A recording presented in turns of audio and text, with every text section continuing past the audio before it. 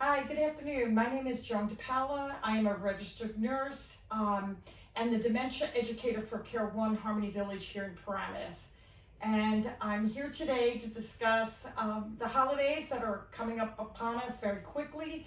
And I am with a coworker here. I'll introduce Emily. Hi guys, my name is Emily Barada. I am a dementia care specialist for CareOne. I work at the CareOne East Brunswick Assisted Living, which is a new building. We are here today, like Joan said, to talk a little bit about the holiday season and how we can really work with someone with dementia to make that experience great. So Emily, we're in trying times right now with COVID upon us, and at different facilities we have restrictions with visiting. And one of the most frequent questions I ask is, how can we, as family members dealing with a loved one with dementia, have a good holiday season with limited distancing, not being able to come into the facility? And my suggestion is that we have to keep things very simple this year. Because of the restrictions, we have to make the most of it and enjoy the holiday as best we can. And one of the suggestions is to simplify and lower expectations. How are you doing that at CareOne in East Brunswick? So for our facility and for CareOne as a whole, I think that we are trying to really, like Joan said, simplify this holiday season, but also just make sure that our loved ones and the families are seeing each other as much as they can, and that obviously is very different this year. So that's with FaceTimes, phone calls, just so that the family member and the family can interact. Right. We know that there's many children involved and extended family, and I've recommended Zoom, where you can have your holiday celebration going on and Zoom with your loved ones so that they can see everybody. And I've also recommended that the holiday just doesn't have to be one day. It could be over a course of time. If there's many children involved or extended families, the holiday can be several days before or several days after, and enjoying your loved one here in a facility one day at a time and extending that celebrations and make it meaningful that way and not so overloading the resident with dementia.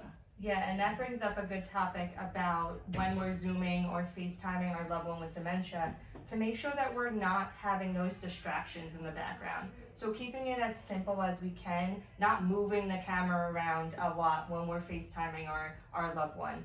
Someone with dementia, their attention span can be decreased, their memory obviously can be affected, and just having all of that happen at one time can be very overwhelming. So having one person speaking to the loved one with dementia, showing them something in the video so that they can see one thing. I had a resident yesterday who I was FaceTiming her family member, and we had a Christmas tree, and we looked at a few of the different ornaments. And she really loved that. It was so nice. That's so meaningful, especially if it's something that's meaningful to the person with dementia. If it's their ornaments, or if you're doing a Zoom and you're doing a tradition that's very common in your family, that stirs that long-term memory in somebody with dementia. It's a great idea. And keeping it simple. If you have the ability to take a loved one home and they're not in an assisted living, they're more in independent living, you must also not only consider the memory component, Emily, but I think we have to consider the visual impairment that people experience with dementia. And if there's children going to be at the event or even on the Zoom meeting, to keep those distractions to a limit so that they're not listening to the distractions and avoiding the conversation. Yes.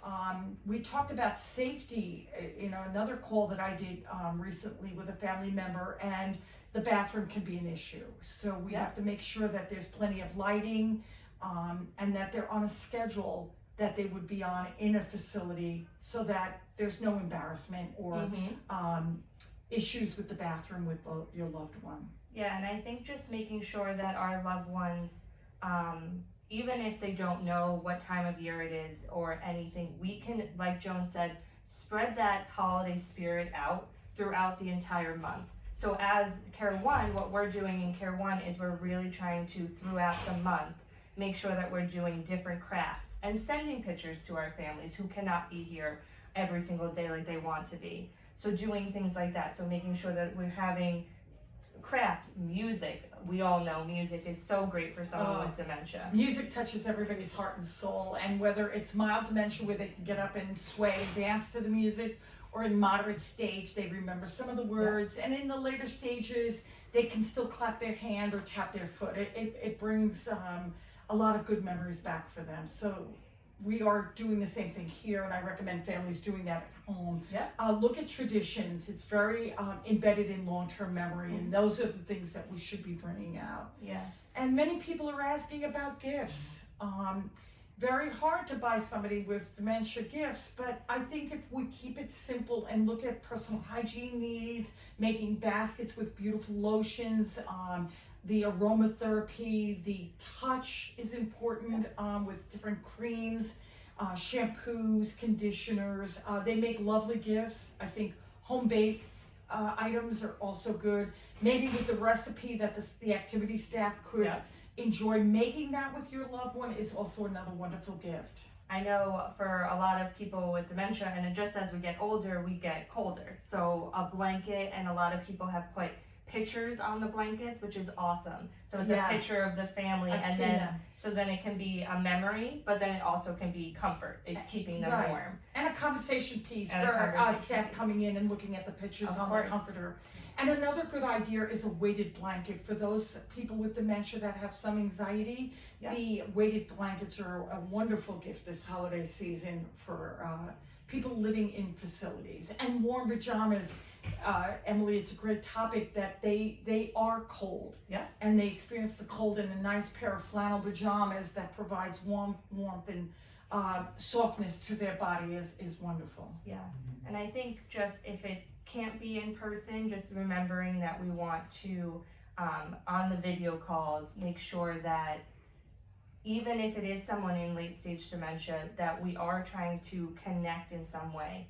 So making sure that we're using the music, because like Joan said, it is the connection. That is how someone in late stage dementia, especially over virtual, can really connect with you. And connection is so important, Emily, because they don't understand virtual calls the way our generation does. So it's good to identify who you are on the call and keep your conversation very simple, and don't ask repeated questions. Do you remember? You want to avoid questions like that because it could create a level of frustration, and for everybody involved, it might not go well. So we want to keep it simple, avoid those direct questions, and just reminisce and have a conversation during the Zoom calls, because that's the connection. And the main thing, and something so important to remember, is we want to make sure that we give them time. In person and on Zoom. So making sure that we're not going, the loved one or someone is going, oh, and this is the next thing, and this is the next thing. We want to make sure that they are able to process that information. It takes about 10 to 20 seconds for the brain to process a question or a command. So we should be very vigilant in remembering that when we're doing these phone calls, and letting the families know how to keep the conversation simple. And if it has to be FaceTime this year, having a staff member there with you, with your loved one, is really important, because if something is misunderstood in the conversation, the staff member can be there to say, oh, they said Merry Christmas, or they said Happy Hanukkah, or they said look at the tree, Mom, and we can kind of guide that communication to be successful. I think a staff member or somebody relevant in the facility could help facilitate the Zoom calls is very critical to the success of the call. Many people are talking about the empty seat at the table. My feeling about that is that we want to keep everybody safe. It's very important, and I know that a missing seat at the table causes some feelings of loss during this holiday season, but keep in mind that it's a very different time, and this too will pass with the vaccines coming, and we will get through the holiday season, but that CareOne really is emphasizing the safety of all the loved ones that are entrusted to our care. And if we're lucky enough and it's a nice enough day, outdoor visits are just a great way. And to celebrate with your loved one. And I always tell my families, if they have one or two things that they can bring to the visit, so it is that cue or that visual cue to really understand or connect with your loved one. Right. So having that ornament that they loved when they were younger, or having that picture of their husband in front of the tree, and just remembering those things is really helpful.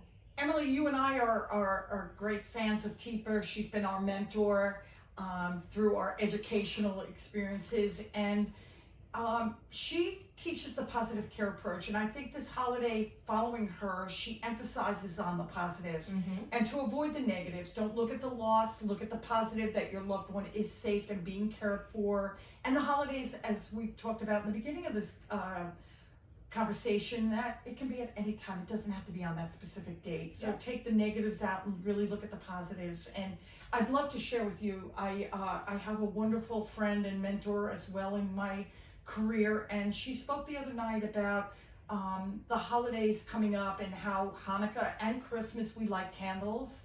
And at this dark time for the whole world, not just in our immediate area, but for the whole world, many of our residents have loved ones living overseas, and so they're experiencing the same difficulties that we are. But she talks about a candle and the light of the candle, and how we are sad, but at the same time that light provides us a feeling of hope, and that we should be the light in somebody else's dark world. And I challenge people at this most difficult time to be that light to somebody else, and keep in mind the positives, that we can make it very positive and safe.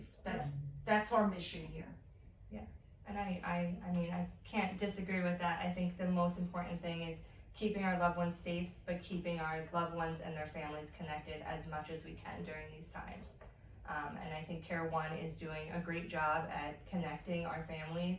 If you have any, concerns or questions, making sure that you have the administrator's number and calling and getting updates. That's the most important thing to us, is that you're connecting with your families. You have the updates, you have the information, you have the activity calendar, you know what's going on and what they're doing throughout the day.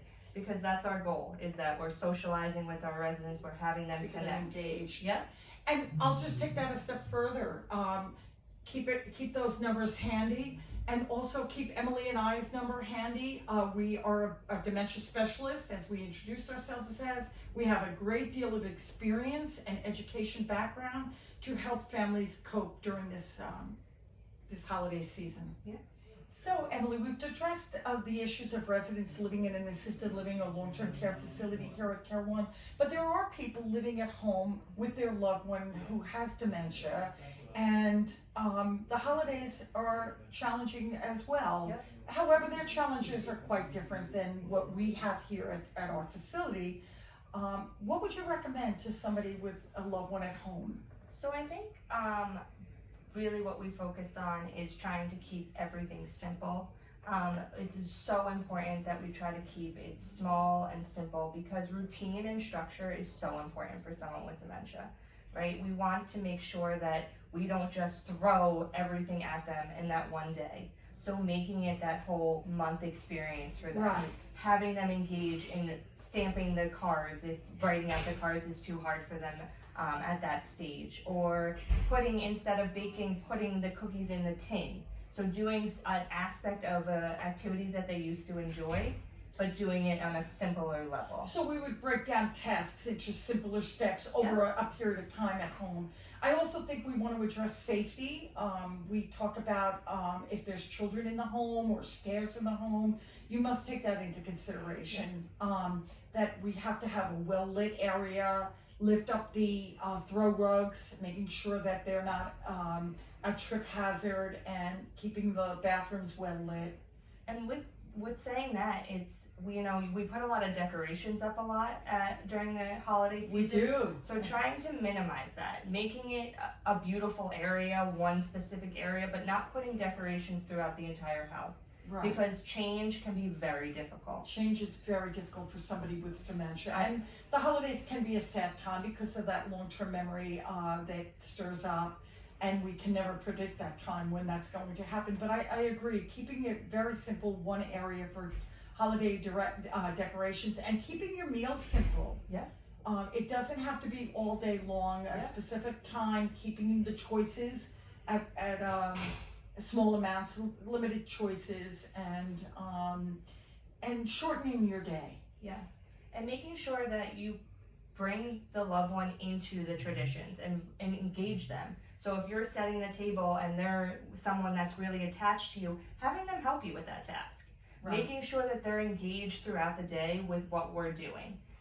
So for the holidays, I always think about setting the table. So having them help you bring the glasses to the table, or even cleaning up. A lot of people with dementia love to help. So just having them engaged in the daily activity of that day. I think that feeling of being inclusive with them in the holiday, not over talking them, not leaving them in a corner, sitting in a chair and excluding them, and keeping the noise level down so that they can process the conversation that's going on around them. Engage them in the conversation and engage them in the day, but just remembering that there are deficits. There are things that we have to be aware of, and we don't want to overwhelm, right? That's not our goal. So we want to make sure that we're including them, but keeping, like Joan said, the noise down, keeping the visual stimulation down so that it's a little bit more comforting for the person with dementia. And offering them choices and offering them a rest period during the day, because it can be very overwhelming for them.